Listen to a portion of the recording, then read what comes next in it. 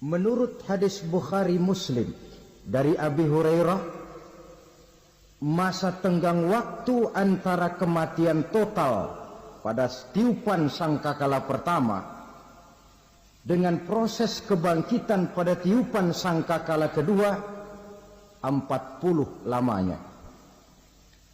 Tidak dijelaskan oleh Abi Hurairah 40 jam, apa 40 hari, apa 40 tahun. Hadis-hadis cuma menyebutkan 40 saja. Sunyi alam, yang tinggal cuma Allah saja lagi. Ketika itu Allah berseru-seru, katanya, limanil mulkul yauma, siapa para penguasa hari ini? Mana itu raja-raja dan penguasa yang dulu mengaku jadi Tuhan? Fir'aun, mana Fir'aun sekarang? Yang dulu jadi raja, merasa berhasil, sombong, lalu tidak mau turun-turun dari kekuasaannya, sampai kepada puncak kekurang ajarannya mengangkat diri jadi Tuhan. Mana itu Fir'aun?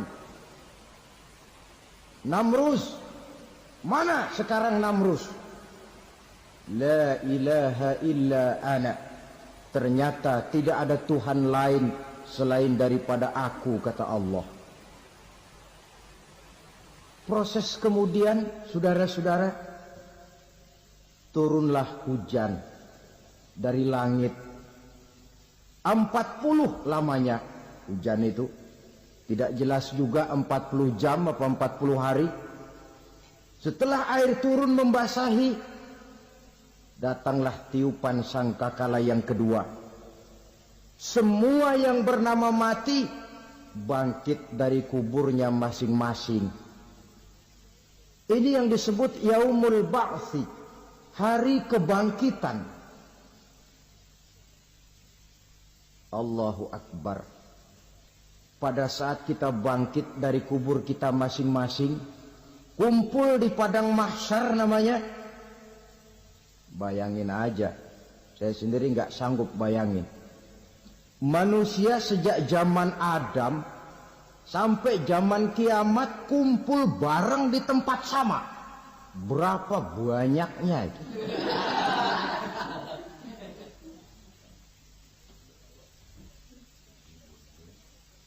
Dan yang luar biasa, menurut satu riwayat, pada saat bangkit itu, Masya Allah, roman muka kita berubah,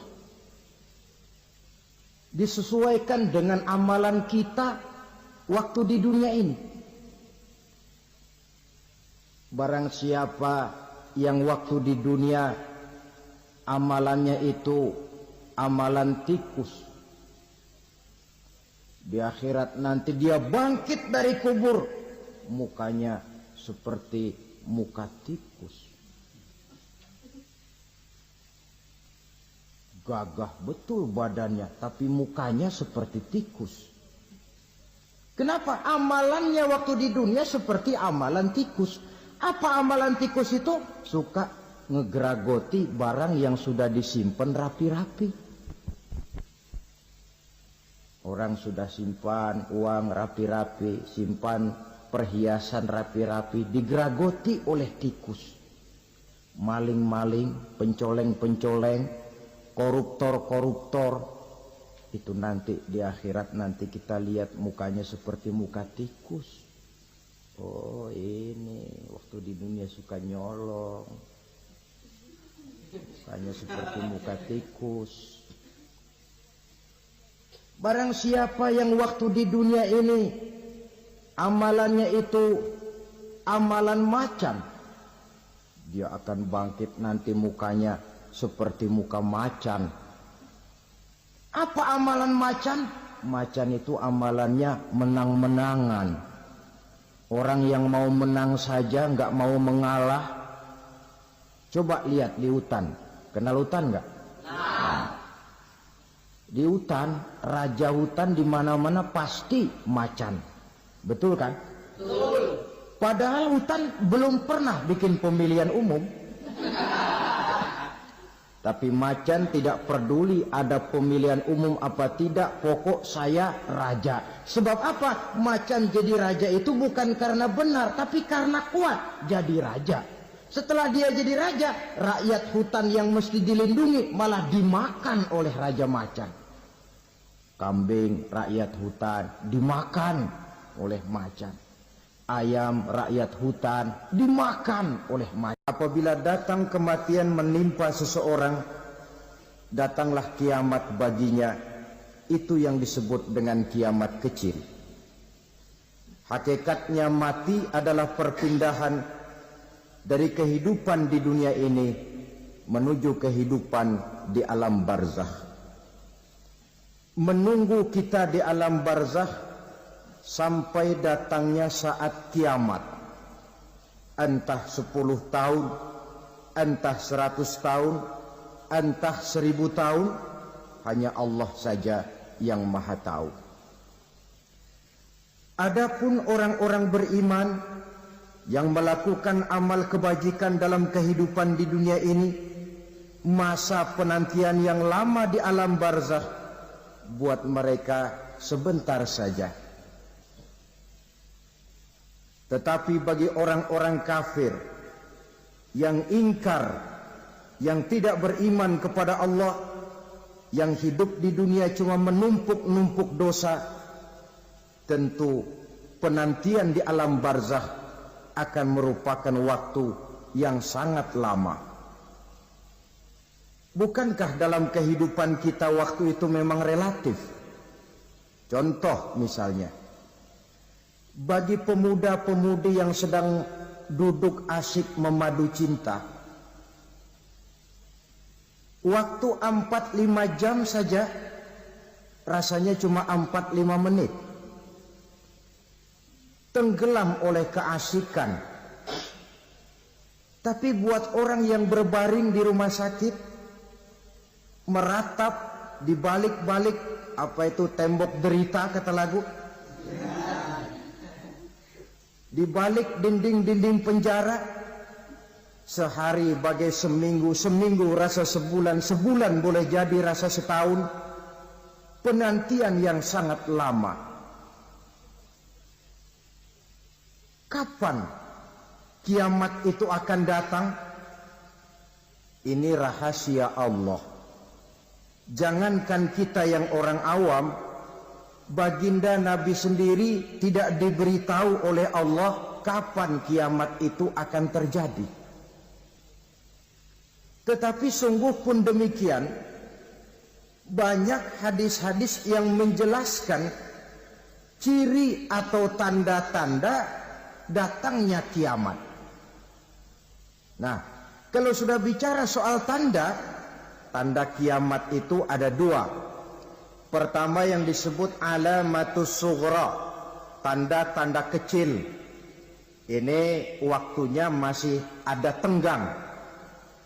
Ada yang dinamakan alamatul kubra, tanda-tanda besar.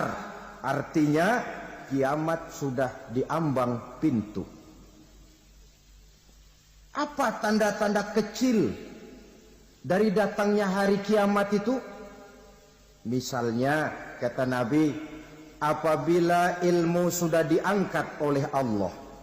Artinya apabila ulama sudah banyak wafat, minat orang belajar agama berkurang, lalu kebodohan nampak merajalela di mana-mana, zina dikerjakan secara terbuka, minuman-minuman keras jadi kebanggaan, itu termasuk di antara tanda-tanda kecil terjadinya hari kiamat. Apalagi misalnya iza waladatil ammatu rabbataha, apabila budak sudah melahirkan tuan. Apa maksudnya? Ada yang mentafsirkan apabila anak sudah bisa membudaki orang tuanya. Orang tua yang melahirkan dia, yang membesarkan dia, demi setelah si anak besar jadi orang berpangkat, bertitel, berharta, berkedudukan. Jadilah orang tua itu budaknya. Sehingga sering dibilang kalau orang tua kaya, anak jadi raja. Tapi kalau anak yang kaya, orang tua sering jadi budak. Apalagi munculnya fitnah yang bergelombang, timbul perang antara dua bangsa yang besar, waktu berjalan terasa sangat pendek sekali. Itu merupakan tanda di antara tanda-tanda kiamat. Termasuk di dalamnya sulit membedakan mana laki, mana perempuan. Kan kalau tanda-tanda kayak begini sekarang sudah banyak kita lihat kan. Ulama banyak wafat, penggantinya sulit.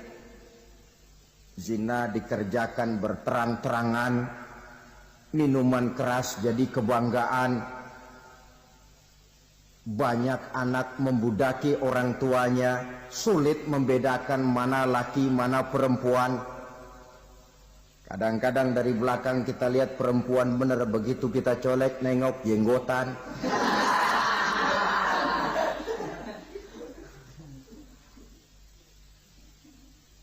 Ini termasuk tanda-tanda kecil, masih ada tenggang sampai akan terjadinya kiamat itu. Nah, yang dimaksud dengan tanda-tanda besar, ini tanda besar artinya kiamat sudah di ambang pintu. Pertama, matahari terbit dari sebelah barat. Apabila matahari sudah terbit dari arah sebelah barat, tertutuplah sudah pintu taubat. Bersabda Nabi kita, la taqumus sa'atu hatta tatlu'a syamsu min maghribiha. Tidak akan datang hari kiamat sampai matahari terbit dari arah sebelah barat. Fa iza tala'at, manakala matahari telah terbit dari arah sebelah barat, wara'ahan nasu, manusia banyak menyaksikan itu, amanu ajma'un, mereka pun lalu beriman. Yang tadinya kafir, yang tadinya ingkar, yang tadinya membangkang, setelah melihat matahari terbit dari sebelah barat, buru-buru beriman, berlomba-lomba mengucap dua kalimat syahadat. Tapi apa yang terjadi? Kata Nabi, wadzalika hina la yanfa'u nafsan imanuha lam takun amanat min qabl. Hari itu adalah hari yang iman sudah tidak berguna lagi bagi seseorang apabila sebelumnya memang dia tidak pernah beriman. Au kasabat fi imaniha khaira, atau beriman tetapi tidak pernah melakukan kebajikan di dalam keimanannya itu. Hari yang sudah kaset, hari yang sudah terlambat, beriman tidak akan ada gunanya lagi. Ini pelajaran buat kita. Sebelum sang surya terbit dari sebelah barat, sebelum nafas sampai di tenggorokan, artinya pintu taubat masih terbuka. Kalau dua hal itu sudah terwujud, nafas sudah sampai di kerongkongan atau matahari sudah terbit dari arah sebelah barat, tertutuplah sudah pintu taubat.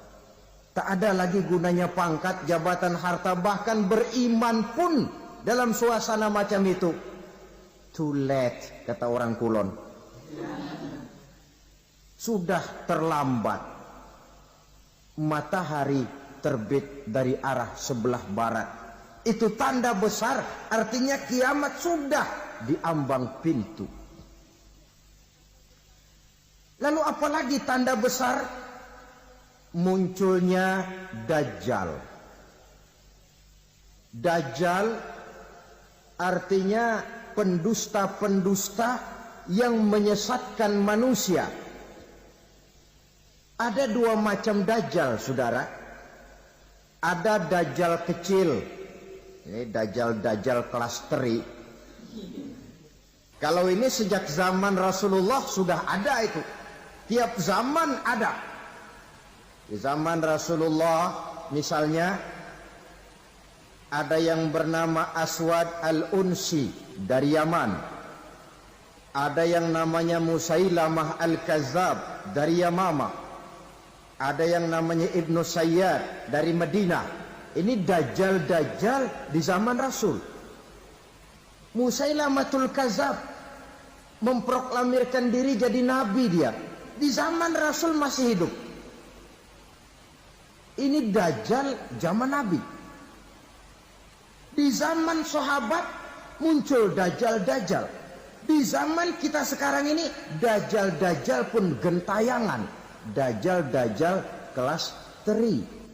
Kerjanya mendustakan manusia, menyesatkan manusia, memalingkan manusia dari jalan yang benar dan diridhoi oleh Allah Subhanahu wa ta'ala. Adapun yang merupakan tanda besar dari datangnya kiamat, dajjal-dajjal kelas kakap. Pembohong-pembohong besar yang menyesatkan masyarakat manusia berpaling dari jalan Allah mengikuti jalan mereka. Apa sih ciri dajjal itu? Kata Nabi dalam hadis Bukhari Muslim, innad dajjala, sesungguhnya yang namanya dajjal itu yakhruju, satu saat akan muncul mendekati hari kiamat. Wa inna ma'ahu ma'an, si dajjal ini membawa air, wa naran, dan juga membawa api. Dua simbol. Di tangan yang satu dia bawa air, di tangan yang satu dia bawa api. Wa ammal ladzi yarahu an-nasu ma'an fanarun. Adapun yang orang banyak lihat air, hakikatnya adalah api. Yang dilihat api, hakikatnya adalah air. Oleh sebab itu, kalau api yang ditawarkan, ambillah air. Kalau air yang ditawarkan, pilihlah api. Maksudnya apa ini? Ini bahasa simbol, saudara-saudara. Dajjal bicaranya seolah-olah untuk kepentingan manusia, menawarkan surga. Surga yang dia tawarkan hakikatnya neraka. Hai manusia, kalau kau mau bahagia, jangan dekat-dekat dengan agama. Solat itu tidak efektif dan efisien, tidak produktif dari segi ekonomi itu. Menghadiri majelis taklim cuma buang-buang waktu. Tahajud, tasbih, tahlil, baca Quran, apa itu? Pekerjaan mubazir saja. Hidup ini cuma sekali, masa yang cuma sekali, manfaatkan dengan sebaik-baiknya. Mumpung, dibawanya sifat mumpung tetapi dalam pengertian yang sangat negatif. Bicaranya seolah-olah untuk kepentingan manusia, tetapi sebenarnya menjerumuskan manusia. Menawarkan air, tapi sebenarnya api. Menawarkan api, tapi hakikatnya air. Buat apa kamu sholat? Buat apa kamu bayar zakat? Buat apa kamu puasa? Surga yang dicanangkan dajjal, hakikatnya neraka. Neraka yang digambarkan dajjal, pada dasarnya adalah surga. Jadi memutarbalikkan fakta itu kerjaan dajjal. Yang hak jadi batil, yang batil dibilang hak, yang benar jadi salah, yang salah malah jadi benar. Tuntunan disuruh jadi tontonan, tontonan malah menjadi tuntunan. Itu pekerjaan dajjal profesinya. Zamannya Nabi Adam, dajjalnya kan iblis. Betul?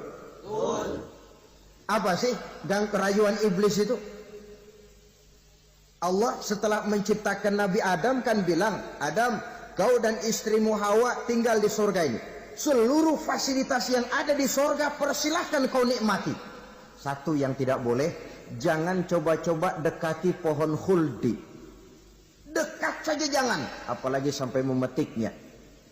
Datang dajjal yang namanya iblis ini. Adam, kamu tahu nggak kenapa tidak boleh makan buah khuldi? Ya nggak tahu, pokoknya saya dilarang. Bodoh kamu Dam. Khuldun artinya kekal. Kalau kamu makan itu buah, kau akan kekal di surga buat selamanya. Allah tidak kepengen, maka dilarang kamu makan buah khuldi. Kalau kau ingin kekal di surga Adam, makan saja. Saya bicara begini ini untuk kepentingan kamu Adam. Ini kan ciri-ciri dajjal. Bicaranya sih seolah-olah untuk kepentingan Nabi Adam, hakikat sebenarnya menjerumuskan Nabi Adam supaya ingkar dan melanggar larangan dari Allah Subhanahu wa ta'ala. Jadi setelah muncul dajjal, timbul kekacauan-kekacauan di masyarakat. banyak yang terpengaruh, terpedaya dan terpesona. Termasuk mereka yang memproklamirkan diri jadi nabi, mereka yang memproklamirkan diri jadi rasul di zaman sesudah Rasulullah wafat, itu adalah dajjal-dajjal. Maka saya ingatkan, kalau di zaman kita sekarang ini ada orang ngaku jadi nabi, ada orang ngaku jadi rasul, biar bahasa Arabnya kental,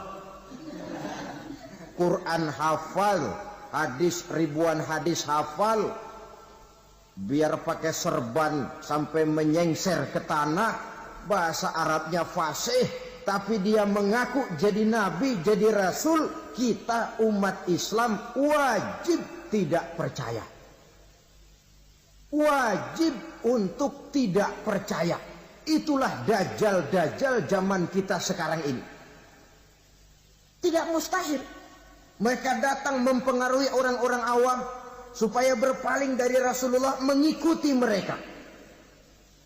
Nah, di akhir zaman nanti, mendekati hari kiamat, dajjal ini muncul, dajjal kelas kakap, menyesatkan masyarakat manusia untuk berpaling dari Islam, mengikuti seruan mereka.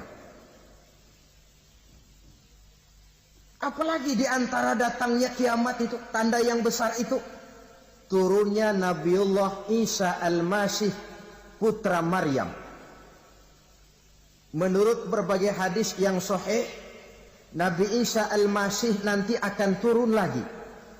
Tidak membawa risalah yang baru, tapi meluruskan risalah Islam ini yang telah banyak ditinggalkan oleh masyarakat. Bahkan ada hadis menjelaskan beliau akan membunuh Nabi, mematahkan kayu-kayu salib, lalu melaksanakan haji dan umrah mengikuti syariat Nabi Muhammad, bukan membawa agama baru. Menjadi semacam mujaddid, reformer, menyelamatkan manusia dari bisikan dajjal. Bahkan ada riwayat yang menjelaskan bahwa Nabi Isa berhasil mengalahkan dajjal, mengembalikan masyarakat manusia kembali kepada ajaran Islam yang datang dari Allah, dibawa oleh Rasulullah sallallahu alaihi wasallam. Dengan kata lain, turunnya Nabi Isa bukan sebagai nabi dan rasul baru, tetapi mengikuti syariat Nabi kita Muhammad sallallahu alaihi wasallam. Saudara hadirin, ibu-ibu hadirat yang saya hormati, kemudian apalagi di antara tanda-tanda besar akan datangnya kiamat itu? Keluarnya asap atau awan. Kata Nabi, inna min asrati sa'ah dukhanan yamla'u ma bainal masyriqi wal maghrib. Di antara tanda-tanda kiamat, munculnya awan atau asap yang memenuhi antara langit dan bumi. Ini pun diperkuat dalam surah Ad-Dukhan ayat 10. Fartaqib yauma ta'tis sama' bidukhanin mubin fayughshan nas hadza azabun alim. Bagi orang-orang yang beriman, mereka biasa-biasa saja. Tapi bagi orang kufur, datangnya asap dan awan ini merupakan azab yang kelewat pedih. Barangkali sedikit mendekati gambaran tentang azab yang pedih ini, saya ingatkan alam pikiran kita kepada peristiwa yang belum lama terjadi. Pernah dengar berita bocornya reaktor nuklir di Chernobyl, Uni Soviet? Pernah dengar?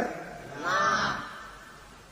Bocornya reaktor nuklir di Chernobyl yang mengakibatkan ratusan bahkan sangat mungkin ribuan nyawa. Cuma satu reaktor. Bagaimana kalau seluruh cadangan nuklir yang dimiliki oleh para negara adik kuasa ini diledakkan? Bahkan yang konon menurut catatan, cadangan nuklir yang dimiliki bersama oleh Amerika dan Rusia sekarang ini sudah sanggup memusnahkan 6 miliar manusia. 1,5 kali lebih banyak dari jumlah manusia yang nongkrong di permukaan bumi ini. Saudara-saudara hadirin yang saya hormati, lalu saat mendekati hari kiamat, apalagi tandanya setelah Nabi Isa wafat, pada saat turunnya yang kedua kali,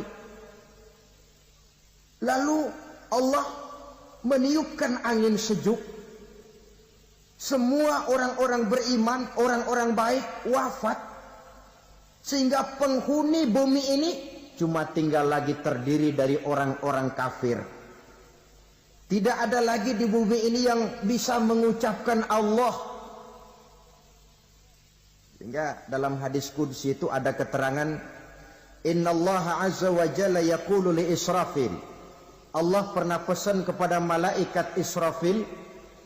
Kata Allah, Israfil, iza sami'ta qailan yaqul Allah Allah fa akhirin nafah 40 sanatan ikraman liqailiha. Hai Israfil, apabila kau dengar di permukaan bumi masih banyak orang yang mengucapkan Allah Allah, maka tunda sangkakala kiamat itu 40 tahun. Untuk apa? Ikraman liqailiha, menghormati orang yang mengucapkan Allah Allah itu. Wah, jadi karena sekarang masih banyak yang mengucapkan Allah, besar hatilah kita, masih jauh kiamat itu. Tapi jangan lupa, kiamat pribadi, kiamat kecil itu yang gak kita sangka-sangka. Ajal datang mencabut nyawa, itu kiamat pribadi. Dan itu yang pasti kita hadapi. Dan itu yang membuat kita tidak boleh bersikap main-main di dalam kehidupan sekarang ini. Saudara hadirin yang saya hormati, tidak ada lagi orang-orang muslim. Seluruh penduduk dunia ini kafir. Lalu terciptalah struktur sosial yang berlandaskan prinsip hidup semau gue. Bakal terjadilah prinsip di mana yang kaya menyantap yang miskin, yang kuat menindas yang lemah. Hidup sudah bagaikan di rimba belantara. Berlaku hukum rimba. Siapa yang kuat dia yang menang. Siapa yang lemah menjadi mangsa. Timbul kekacauan. Maksiat merajalela. Munkarat menjadi-jadi. Sehingga isi bumi ini penuh dengan segala macam perbuatan dosa. Tidak ada perlunya lagi alam diperpanjang temponya. Datang saat yang sudah dijanjikan oleh Allah Azza wa Jalla, maka terjadilah yang disebut kiamat kubra, kiamat besar, kiamat hancur-hancuran. Bagaimana kejadian ini dimulai? Dalam surah Az-Zumar ayat 68, Allah Subhanahu wa taala berfirman, wa nufikha fis-suri fasa'iqa man fis samawati wa man fil ardi illa man sya'allahu. Maka manakala ditiuplah sangkakala, terkejutlah seluruh yang ada di langit dan seluruh yang ada di bumi. Bila saat kiamat datang, Allah perintah malaikat Israfil, Israfil, tiup sangkakalamu. Ditiuplah sangkakala oleh malaikat Israfil. Yang akibat daripada tiupan itu, seluruh yang ada di langit, seluruh yang ada di permukaan bumi terkejut. Yang ada di langit siapa? Malaikat kan. Bayangin aja kalau malaikat kaget, apalagi kita. Terkejut seluruh makhluk yang ada di bumi, yang ada di langit mendengar suara sangkakala itu. Bunyinya tidak sanggup kita bayangkan dahsyatnya. Ledakan nuklir, ledakan neutron, belum apa-apa ketimbang bunyi sangkakala malaikat Israfil ini. Nah, lalu mendengar bunyi sangkakala ini, gemparlah makhluk, kacaulah alam. Bumi gempa, planet-planet bertabrakan, gunung meletus, air laut tumpah ke darat, angin topan bertiup, halilintar menyambar. Lalu semua yang bernama hidup mati total. Mati bareng tanpa persiapan. La haula wala quwata illa billah. Saya kadang-kadang dalam tafakur bermohon, ya Allah, mudah-mudahan saya enggak nemuin kiamat beneran. Ngeri. Tidak bisa kita bayangkan macam apa suasana seperti itu. Allah saja banyak memberikan gambaran, misalnya Al-Qari'ah, wa mal qari'ah, wa ma adraka mal qari'ah. Kejadian yang menggemparkan. Tahukah kamu apa kejadian yang menggemparkan itu? Yauma yakunun nasu kal farasil mabsus wa takunul jibalu kal ihnil manfus. Pada saat itu manusia berterbangan bagai kupu-kupu. Gunung berterbangan seperti kapas ditiup angin. Gunung saja macam kapas, konon lagi manusia. Kematian total, mulai semut sampai gajah mati. Jin mati, iblis mati, malaikat mati. Malaikat saja mati. Saudara hadirin yang saya hormati, kematian total yang tanpa persiapan. Orang bilang, Pak, kalau mati bareng begitu yang repot malaikat maut dong ya. Cabut sana, cabut sini. Itu kalau menurut logika kita. Mestinya begitu menurut logika. Tapi logika juga yang bilang nggak perlu serepot itu. Sebab untuk mematikan listrik di wilayah DKI, di wilayah Jakarta, nggak perlu tiap rumah didatengin matiin, ya lama. Cukup dari kantor pusatnya saja PLN tekan satu tombol, gelaplah seluruh Jakarta. Saudara hadirin yang saya hormati, kematian total. Lalu setelah kematian total, planet-planet juga mati, dalam arti tidak bergerak dan beredar. Angin mati, dalam arti tidak bertiup. Air mati, dalam arti tidak ada riak gelombang. Pokoknya semua mati. Kullu nafsin za'iqatul maut. Semua yang bernafas mati. Dalam ayat lain, kullu man 'alaiha fan. Semua yang ada di permukaan bumi fana. Yang kekal cuma Allah Subhanahu wa ta'ala. Yang paling belakang mati malaikat maut dan malaikat Israfil. Tapi mati juga sesuai dengan janji Allah. Menurut hadis Bukhari Muslim dari Abi Hurairah, masa tenggang waktu antara kematian total pada tiupan sangkakala pertama dengan proses kebangkitan pada tiupan sangkakala kedua 40 lamanya. Tidak dijelaskan oleh Abi Hurairah 40 jam, apa 40 hari, apa 40 tahun. Hadis-hadis cuma menyebutkan 40 saja.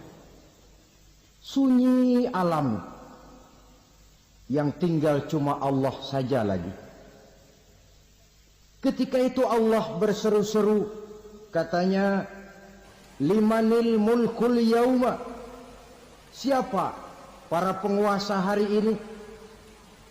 Mana itu raja-raja dan penguasa yang dulu mengaku jadi Tuhan? Fir'aun. Mana Fir'aun sekarang? Yang dulu jadi raja, merasa berhasil, sombong, lalu tidak mau turun-turun dari kekuasaannya, sampai kepada puncak kekurang ajarannya mengangkat diri jadi Tuhan. Mana itu Fir'aun? Namrus. Mana sekarang Namrus? La ilaha illa ana. Ternyata tidak ada Tuhan lain selain daripada aku, kata Allah. Proses kemudian, saudara-saudara, turunlah hujan dari langit. 40 lamanya hujan itu. Tidak jelas juga 40 jam apa 40 hari. Setelah air turun membasahi, datanglah tiupan sangkakala yang kedua. Semua yang bernama mati bangkit dari kuburnya masing-masing. Ini yang disebut Yaumul Ba'thi, hari kebangkitan. Allahu Akbar.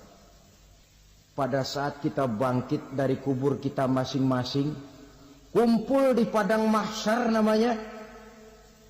Bayangin aja, saya sendiri nggak sanggup bayangin.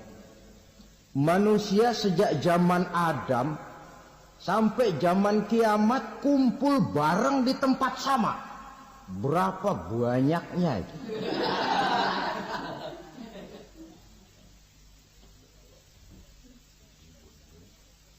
Dan yang luar biasa menurut satu riwayat, pada saat bangkit itu, Masya Allah, roman muka kita berubah, disesuaikan dengan amalan kita waktu di dunia ini. Barang siapa yang waktu di dunia amalannya itu amalan tikus, di akhirat nanti dia bangkit dari kubur, mukanya seperti muka tikus.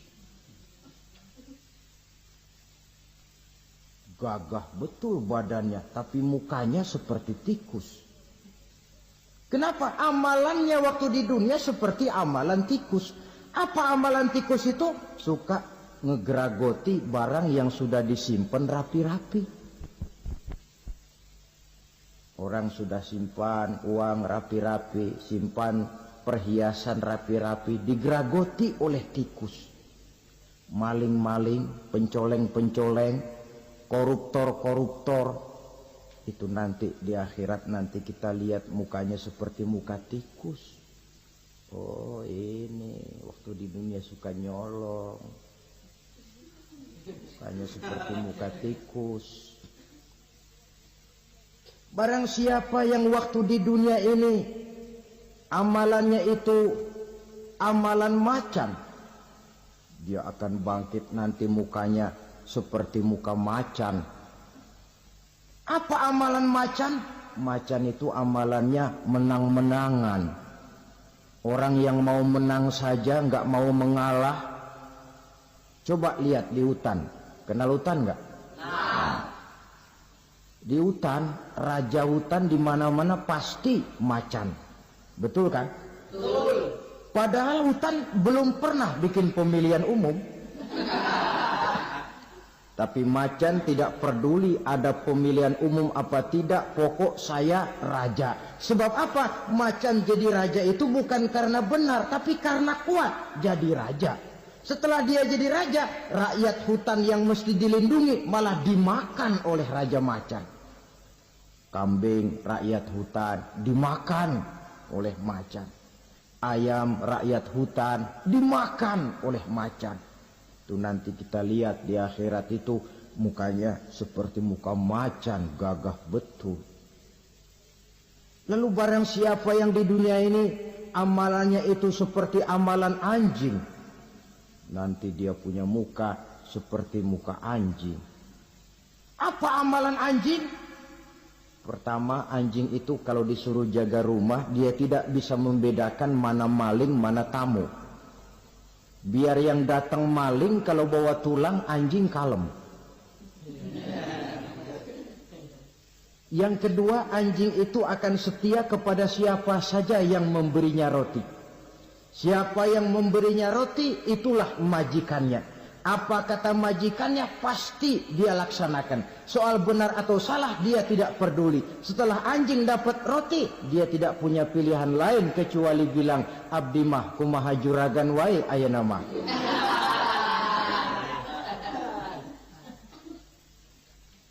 Saudara hadirin yang saya hormati, berkumpul di padang mahsyar, tiap orang sibuk dengan persoalannya masing-masing. Matahari waktu itu didekatkan oleh Allah. panas luar biasa. Ada yang saking panasnya itu mencucurkan peluh keringat sampai sebatas mata kakinya.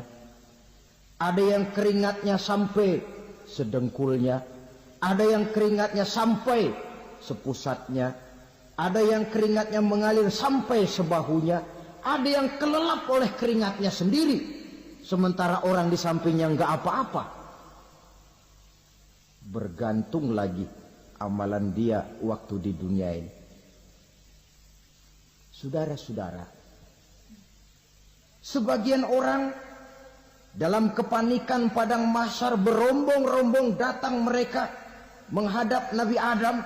Ya Adam, anta abal bashar. Hai Adam, Tuhan adalah bapak moyang manusia. Kami sebentar lagi akan disidang, dimintakan pertanggungan jawab. Tolonglah kami, hai Adam.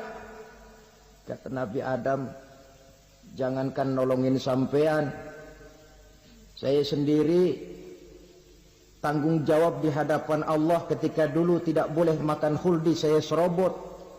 Sudahlah, urus diri masing-masing saja, nafsi. Begitu kata Nabi Nuh, begitu kata Nabi Ibrahim. Tiap orang bertanggung jawab sendiri-sendiri. Ketika itulah saudara-saudara, nikmatnya menjadi umat Nabi besar Muhammad sallallahu alaihi wasallam. Sebab apa? Walaupun menurut abjad kita ini umat paling belakang, kan paling belakang kita ini toh, karena Nabi Muhammad adalah Nabi akhir. Tapi akan dihisap lebih dulu, lewat di atas sirat lebih dulu, masuk surga lebih dahulu ketimbang umat-umat belakangan. Ketika Rasul mendekati ajal, beliau tanyakan itu kepada malaikat Jibril. Malaikat Jibril berkata, Muhammad jangan khawatir, Allah sudah berjanji, inni haramtul jannata ala sairil anbiya hatta tadkhulaha anta. Wa haramtuha ala sairil umami hatta tadkhulaha ummatuka. Surga aku haramkan buat seluruh nabi kecuali kalau engkau Muhammad sudah masuk ke dalamnya. Dan surga aku haramkan buat seluruh umat kecuali kalau umatmu Muhammad sudah masuk ke dalamnya. Logikanya, walaupun menurut abjad kita umat paling belakang, bakal dihisab paling dulu, lewat di atas sirat paling dulu, masuk surga paling dulu, kalau mampir ke neraka juga paling dulu. Ya resiko. Jangan mau enaknya aja paling dulu. Saudara hadirin yang saya hormati, setelah masa kebangkitan itu jangan dikira begitu bangkit langsung diperiksa. Masih menunggu menanti ribuan tahun perhitungan padang mahsyar untuk sampai kepada proses yang disebut yaumul hisab, hari perhitungan. Seorang demi seorang bakal dipanggil. Bayangkan saja, kita se-RT saja di absen, kadang-kadang perlu waktu lama. Ini manusia sejak zaman Nabi Adam sampai datang hari kiamat, satu demi satu disidang di hadapan Qadhi Rabbul Jalil. Status sosial copot sudah waktu itu. Yang pernah jadi hartawan di situ tidak lagi kelihatan kehartawanannya. Yang pernah jadi jenderal tidak lagi dipanggil jenderalnya. Yang ustadz tidak lagi dipanggil al-mukarramnya. Seluruh status sosial selesai. Dipanggillah kita seorang demi seorang menghadap Qadhi Rabbul Jalil. Bagaimana proses penghisaban itu? Pertama, proses tanya jawab. Di antaranya ada hadis menyatakan, lan tazula qadama 'abdin yaumal qiyamah hatta yus'ala an arba'i khisalin. Besok di hari kiamat tidak akan bergeser telapak kaki seorang hamba sampai dia ditanya lebih dulu tentang 4 persoalan. Tentang ilmunya. Kemana ilmu itu diamalkan? Tentang umurnya. Di mana umur itu dihabiskan? Tentang masa mudanya. Kemana masa muda itu dipakai? Tentang hartanya. dari mana harta itu didapat dan kemana harta itu dibelanjakan. Ini termasuk proses tanya jawab. Jadi kalau istilah pengadilan dunia, nama Fulan bin Fulan. Kamu waktu di dunia diberikan umur panjang untuk apa? Pernah mengalami masa muda, kemana kau habiskan masa remajamu? Kau diamanahkan ilmu, dengan apa ilmumu kau amalkan? Kau diberikan harta, dari mana harta kau dapat, kemana kau belanjakan? Tak seorang pun yang bisa mungkir. Sebab apa? Dikala itu yang menjadi saksi bukan orang. Yang menjadi saksi adalah seluruh anggota badan kita. Tangan bicara, kaki jadi saksi terhadap seluruh amalan yang pernah kita kerjakan pada saat kehidupan di alam dunia ini. Selesai proses tanya jawab, lalu diperlihatkan buku catatan kita waktu hidup di dunia ini. Jangan lupa Allah itu menyiapkan 2 superkomputer kepada kita. Sebelah ditempelin sebelah kanan, yang sebelah tempelin di sebelah kiri.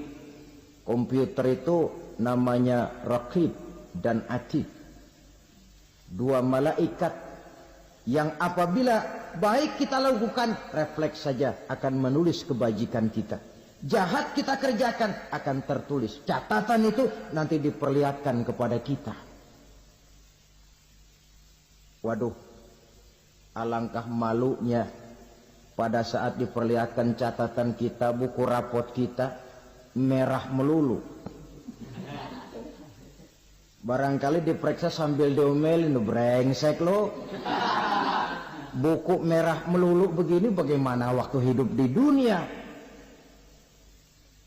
Tidak cukup diperlihatkan buku catatan kehidupan, rekaman kehidupan. Rekaman kehidupan kita secara utuh sejak terlahir sampai ajal datang merenggut nyawa. Barangkali mirip dengan video sekarang ini, di mana terekam dengan baik seluruh kegiatan kita sejak yang sekecil-kecilnya sampai kepada yang sebesar-besarnya. Untuk kemudian kita pun menerima balasan. In khairan fa khairun wa in syarran fa syarrun. Kalau baik ya baik balasannya, kalau jahat ya jahat juga balasannya. Catatan-catatan kita diberikan. Kalau banyak kebajikannya diberikan di tangan kanan dengan cara yang halus.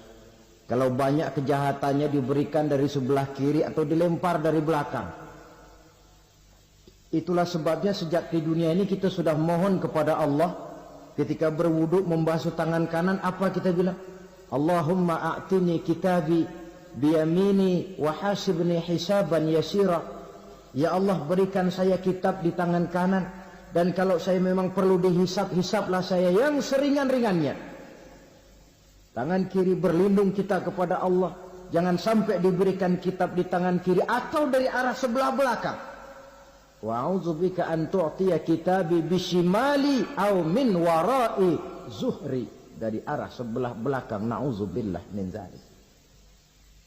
Setelah selesai lewat proses penghisaban, lewat mizan, timbangan, maka yang sudah selesai dihisab itu bergeraklah menuju sirat, jembatan yang terbentang menuju surga melalui neraka.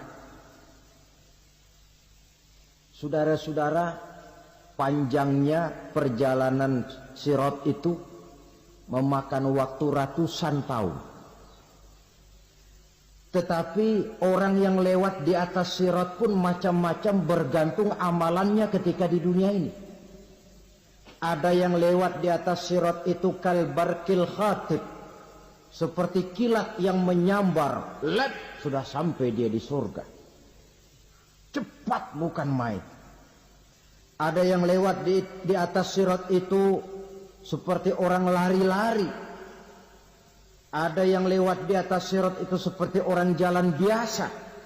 Ada yang sambil merangkak, ada yang sambil ngesor, ada yang sambil gelayutan, ada yang selamat sampai ke ujung ke surga, ada yang tergelincir jatuh masuk ke dalam neraka, bergantung amalannya dalam kehidupan di dunia sekarang ini. Tiap kita akan melewati yang namanya sirat ini. Saudara-saudara kaum muslimin yang saya hormati, dengan demikian mereka yang selamat melalui sirat sampai ke terminal akhir surga, mereka yang ketika dihisab ternyata banyak kejahatannya daripada kebaikannya, mereka singgah di dalam neraka. Nah, adapun orang-orang yang beriman menurut ayat Quran dan hadis Nabi itu nanti ada bermacam-macam. Ada orang beriman itu yang dimasukkan surga. Ada orang beriman itu yang dimasukkan ke dalam surga. Ada orang beriman itu yang disebut penduduk surga. Kenapa lain-lain, Pak? Karena waktu di dunia amalannya juga lain-lain. Ada orang beriman yang masuk surga. Ini paling murah tiketnya. Mau masuk surga? Kata Nabi begini, ma min abdin qala la ilaha illallah thumma mata ala dhalik illa dakhala al-jannah. Kalau seorang hamba sudah mengucap dua kalimat syahadat, dia yakin dengan kebenaran kalimat itu sampai matinya, orang itu akan masuk surga. Abi Dzar yang waktu itu diajak bicara heran, ya Rasul kok gampang betul? Iya. Walaupun orang itu mencuri, iya. Walaupun orang itu berzina, iya.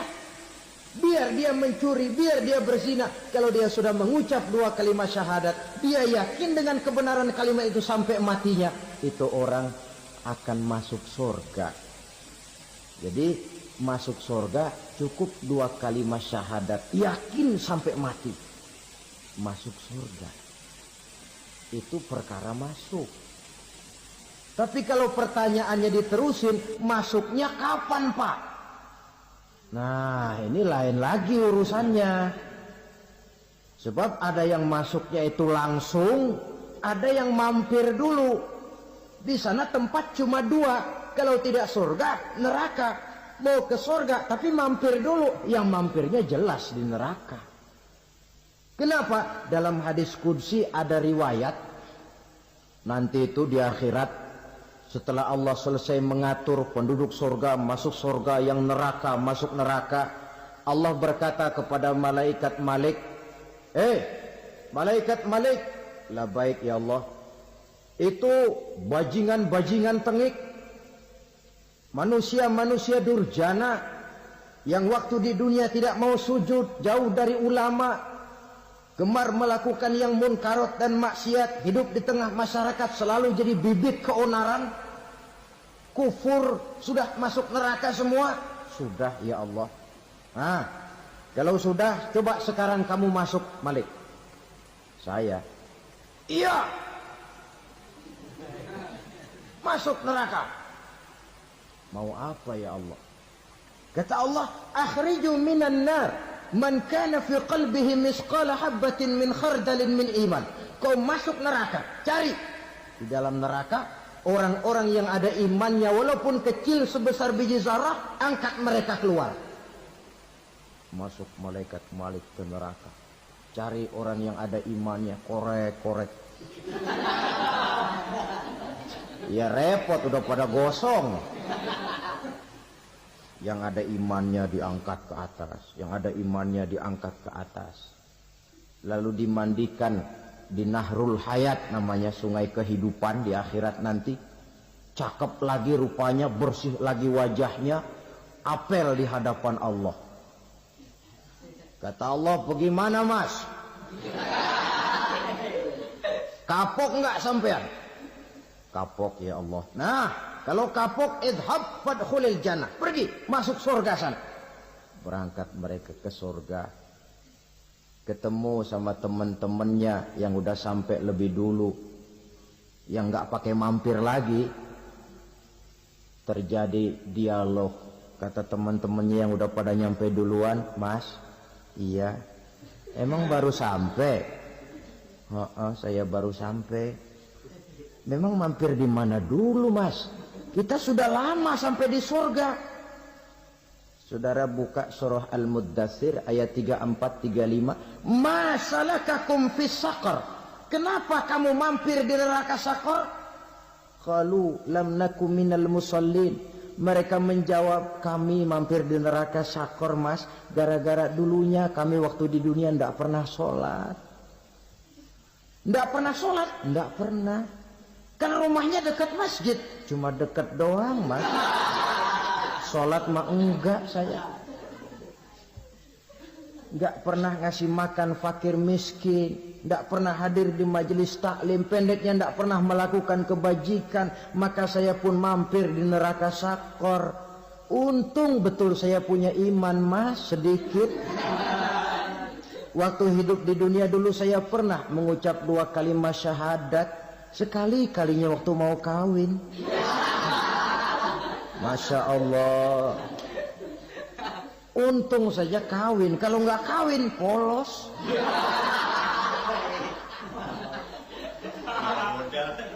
Itu juga pengulu sudah setengah mati ngajarin. Asyhadu alla, asyaduaan, asyaduaan.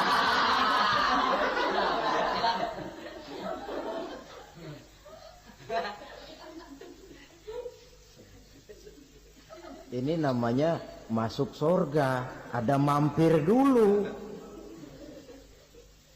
Ada pula orang mukmin itu yang dimasukkan surga. Namanya dimasukkan kan terima beres. Saya masuk ke rumah, jalan sendiri, cari tempat sendiri. Saya dimasukkan ke dalam rumah, terima beres. Pokok ada di dalam, itu dimasukkan namanya. Nggak pakai mampir.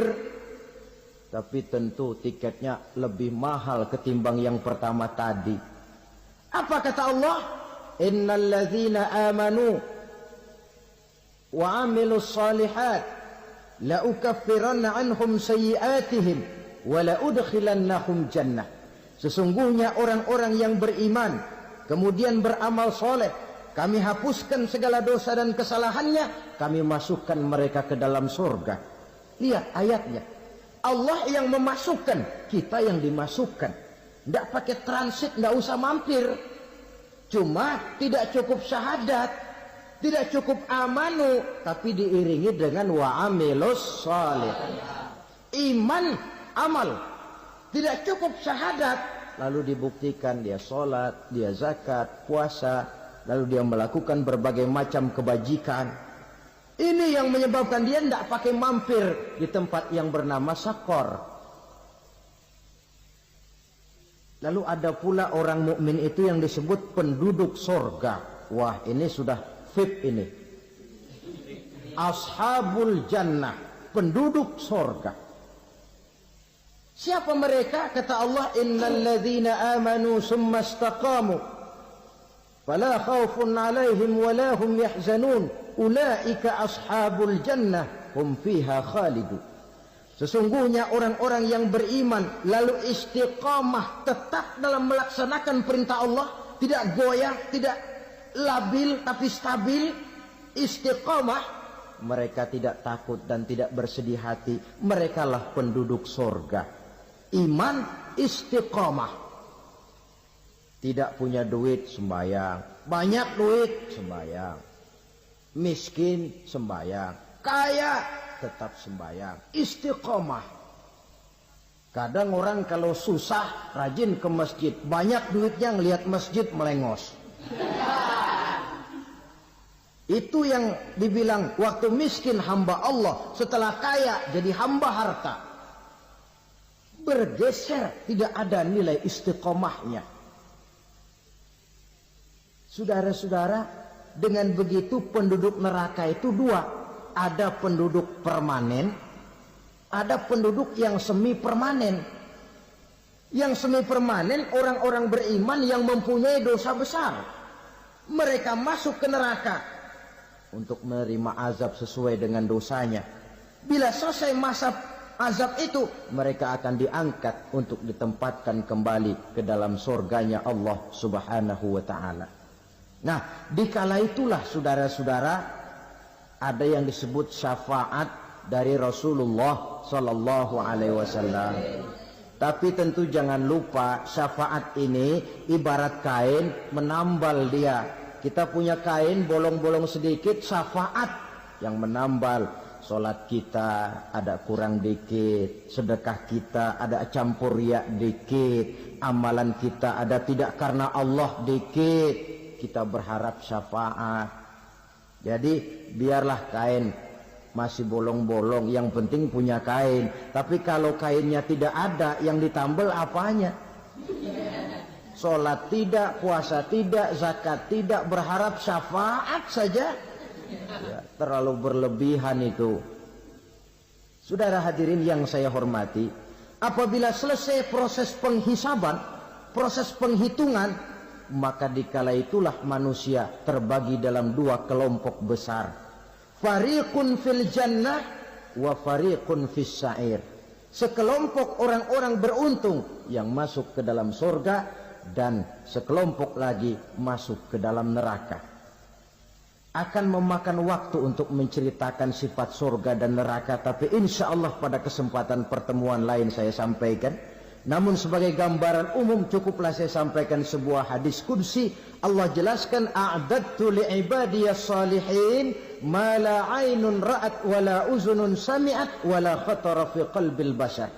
Aku sediakan buat hamba-hambaku yang soleh, yang tidak pernah terlihat oleh mata, tidak pernah terdengar oleh telinga, dan belum pernah terdetik dalam hati manusia.